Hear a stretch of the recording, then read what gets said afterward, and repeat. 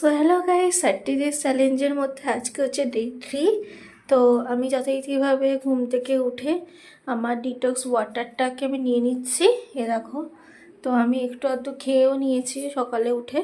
দেন আবার এটা সারাদিন আমি কমপ্লিট করবো। এই যেটা কাকে ভিজিয়েছিলাম, দেন মা একটু পরোটা চচ্চড়ি করে দিয়েছিলো, একদম তেল ছাড়া পরোটা।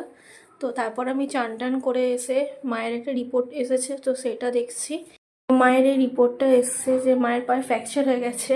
তো এটার রিপোর্ট আজকে দেখছিলাম এসেছে। তারপর লাঞ্চ করে নিচ্ছি, ভাত, আলু ভাতে, ওদিকে মাছ ভাজা, লাউয়ের ডাল, আর আমাদের কাছে কাটুয়া ডাঁটার শাক করেছিল, আর বাবার জন্য মাছের ঝাল করেছিল।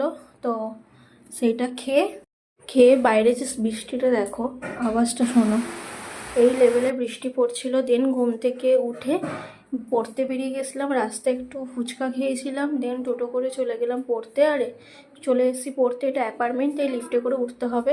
তারপর বাড়ি এসেছি, বাড়ি থেকে আসার সময় একটু সিঙ্গারা নিয়ে এসেছিলাম, তো খেয়ে দিয়ে একটু বসেছিলাম। দেন বাবার বোনের জন্য 2টো ডিম সেদ্ধ করেছিলাম, আমি ডিম সেদ্ধ খাই না।